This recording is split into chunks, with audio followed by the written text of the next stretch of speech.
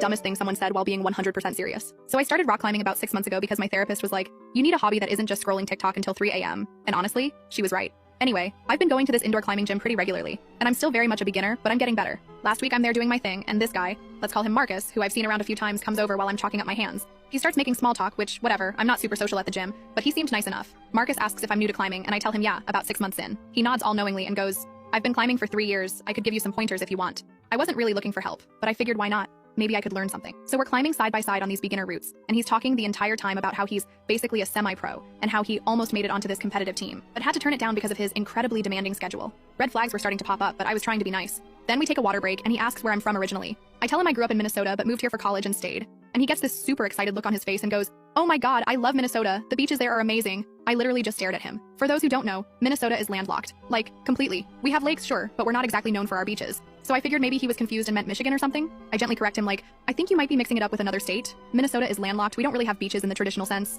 This man looks at me like I'm the idiot and says, no, I've definitely been to Minnesota. It's right next to California, right? I went to those famous beaches there. At this point, I'm thinking this has to be a joke. So I pull out my phone and show him a map. He looks genuinely confused and goes, huh, they must have changed the map recently. Changed the map recently. I couldn't even respond to that one. But it gets better. As we're getting ready to climb again, he notices my water bottle has one of those little reminder marks for how much water you should drink throughout the day. He points at it and goes, you know, drinking water is actually bad for you. I ask what he means, thinking maybe he's talking about something specific like drinking too much water too quickly or something. The government puts chemicals in water to control our thoughts. That's why I only drink Mountain Dew and milk. I'm trying so hard not to laugh at this point. I just nod and say, interesting theory, and focus on my climbing. But he keeps going. Throughout the next hour, this man tells me with complete confidence that dinosaurs weren't real and were invented by museums to make money, that he doesn't need to wear deodorant because his natural musk attracts the right kind of women. I was literally climbing upwind from him after that comment. But the absolute pinnacle, the statement that had me excusing myself to the bathroom so I could laugh until I cried, was when we were discussing birthdays. I mentioned mine was coming up, and he asked what sign I was. I said Taurus, and he nodded very seriously and said, I'm a Gemini, which means I'm basically two people. That's why sometimes I wake up and don't recognize myself in the mirror.